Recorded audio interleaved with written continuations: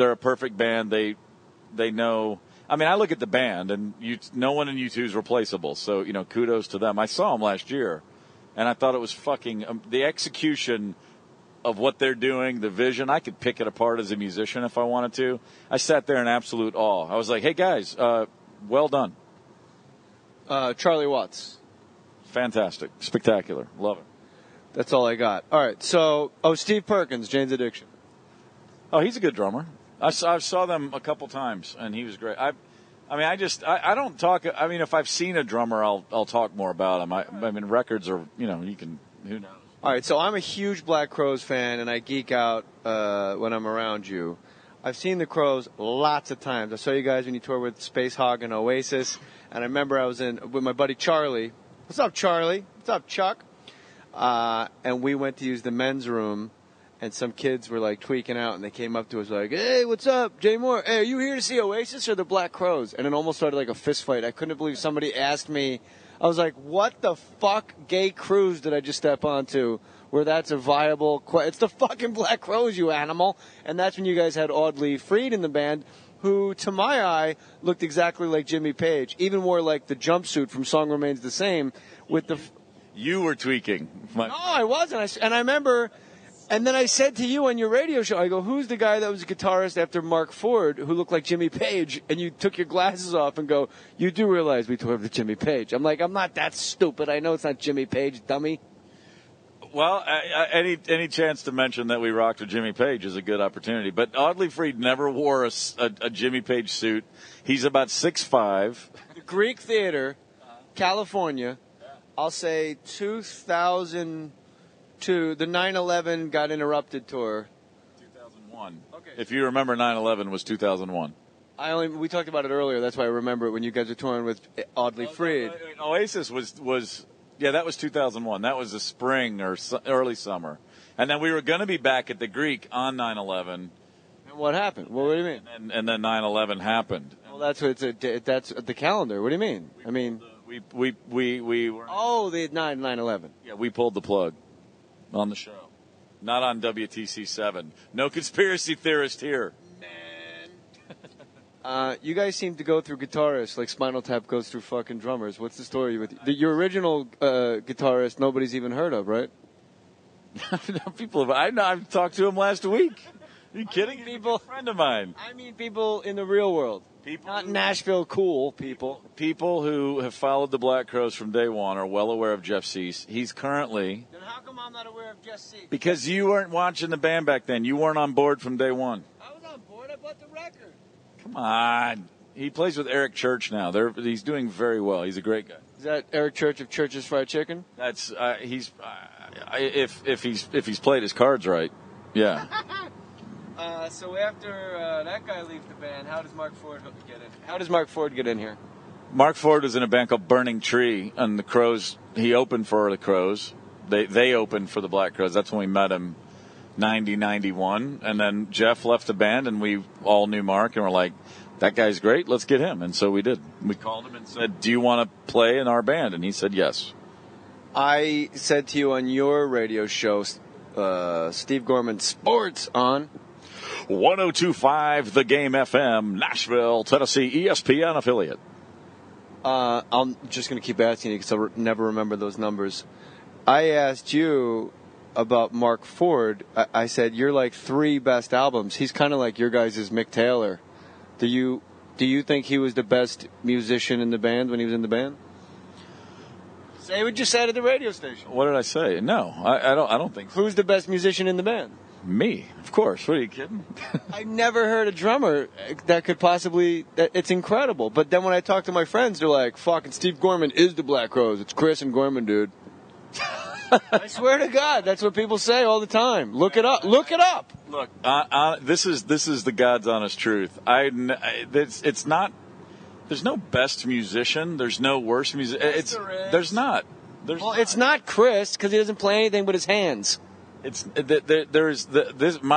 way I look at everything, which since you're talking to me, that's all that matters. It's a question of a band. It's like saying, who's a better point guard, Magic Johnson or John Stockton? Well, Magic, that's easy. But terrible example. It's not a terrible example. John Stockton's career numbers were way more. There's an Well, argument. he didn't get AIDS. That's really another caveat. I'm saying an argument can be made. Who's better, Chamberlain or Russell? That's a better example. Okay, Chamberlain or Russell? Ask Bill Simmons. I mean, Hold on. I'm not asking you who's the best point guard or who's the best center. I'm asking you who's the best musician who's the best player on the Celtics. The answer is Russell at the time. At the time of the, Black Rose. Best what? Like who knows the most? Who's the most trained? Who's the most? Best at their craft. Well, you know what? Okay, well, I get that.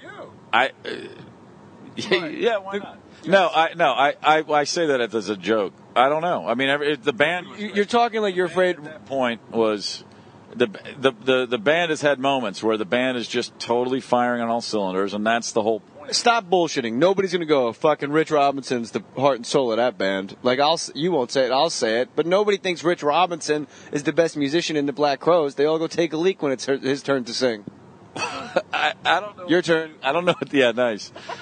I would say I don't think you'd have. Go to a Black Crowes message board. I think you'd probably find a lot of people that would say Rich Robinson is the heart and soul of the Black Crowes. The beautiful thing is that it's not sports. There's not a scoreboard. There's not a stat sheet. I know, but I'm saying it's all about your personal taste. There are plenty of people that love the album By Your Side because they're like, oh, they went back and they really rocked it up straight up and did this. And then you have people that think Three Snakes is the best album. Well, neither one of them's wrong. It's just their personal taste. Which Black Crowes album do you think is your best Black? Not you. All right, now we're fucking splitting atoms. What do you mean mine? Mine is the best. What Black Crowes album do you think is the best Black Crowes album? I always have the same answer. If I'm going to put one on start to finish, it would be Southern Harmony. And I think it's just... Yes! I like that it just works for me. That's a time... But see, there's so much personal attachment to it. I loved how we made it. I loved where we were as a band.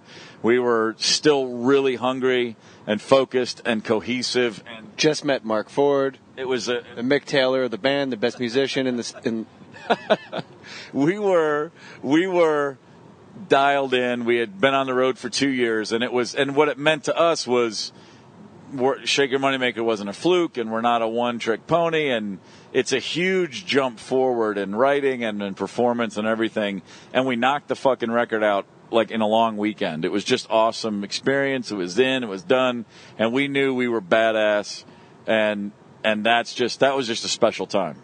So, I mean, that's the record I look back on very fondly. But just as much as the record we made in 2009, which I know you can't stand, the Under the Boardwalk. What's it called? Before the Frost. You are so full of shit, and you're being so politically correct. You don't even remember the name of your fucking album, and you're telling me how good it is. It was a joke, Jay. No, it wasn't. I saw your gears turning. That's like, Keith Richards well, I think the greatest Stones album of... I don't know who I think I just did Liza Minnelli. The greatest Stones album of all time is what's the one with Ronnie? Just came on board with Ronnie. Between the Buttons, Black and Blue. One of those two. What? Before the Frost is terrible. Good morning, Captain, or hello, Captain. What is it? Good morning, Captain. Good morning, Captain. Great song. I love the live recording. I get to hear people clap afterwards. I get excited. The rest of that album is bullshit, and you know it. No, this is what I know.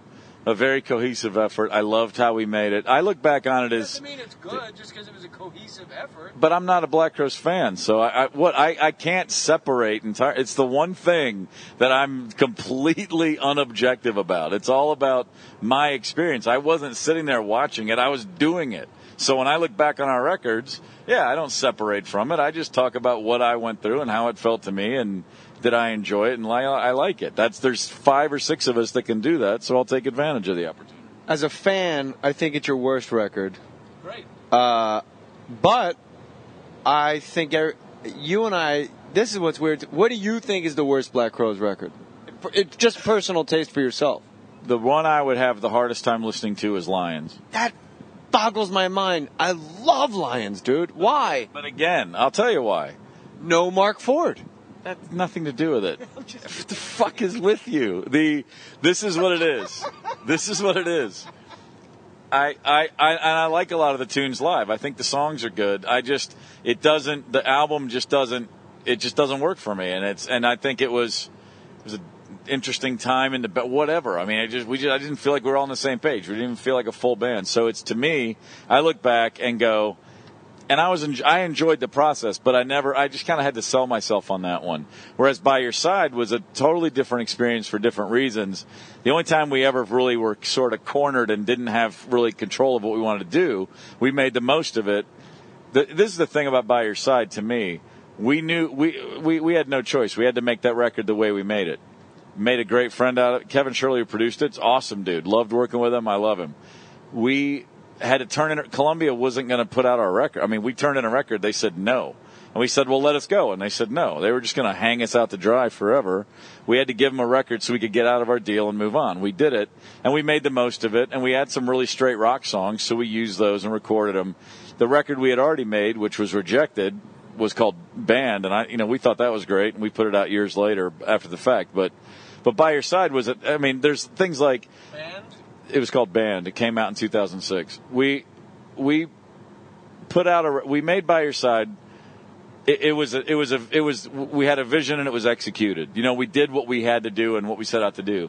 Lions didn't, to me, I knew what I thought it was going to be, and then I know what it ended up being, and those things aren't. What did you think it was going to be?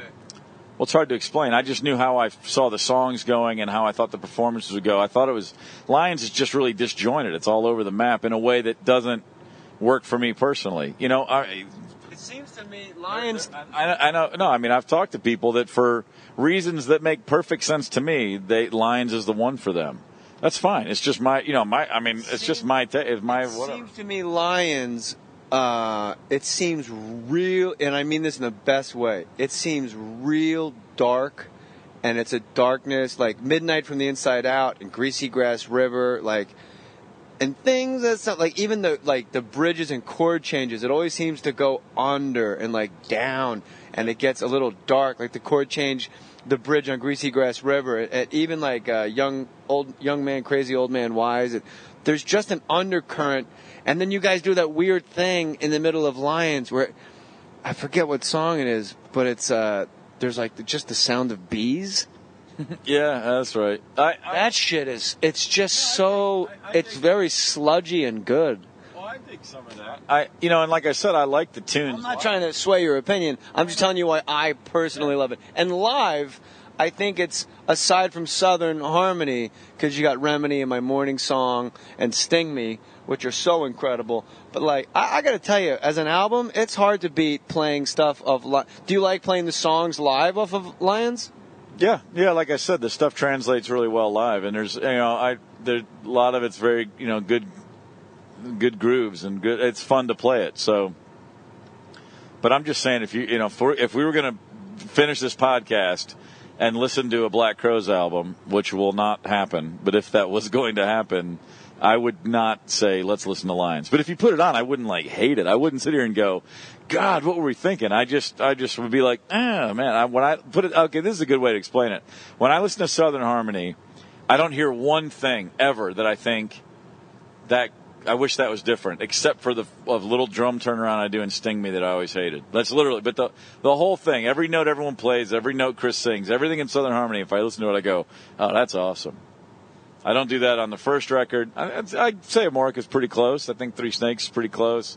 See, Three Snakes is all over the place, and we were pretty disjointed then, but that worked better to me than Lions. I think those records have a lot in common, actually, thematically, and just a disjointed sort of time, but coming together, making sense. It's all about what you create. It's not about you can just because you're disjointed doesn't mean it's going to be great, and just because y'all are in great moods doesn't mean it's going to be bad. I mean, you get a lot of both, but it all seemed to work for Three Snakes, and a lot of those things didn't on Lions. In my head, those records have a lot in common. When I listen to Three Snakes and Lions, I understand what you're saying about the disjointedness, and you could be as candid as you want, or we can move on. How much of that disjointedness, and album to album, is there within the band, without naming names? Is there a difference in recording because of drugs? Huge. Yeah, absolutely. No, I mean, when I listen to Lions, is it that dark because everybody was in a dark mood? Because No. Three Snakes is a big drug album, certainly. Lions wasn't a druggy time at all. It was just a different, looking at it now. I mean, at the time, we were just making another record. We were just doing what we do. Was Three Snakes the record? You guys were all the highest collectively at once.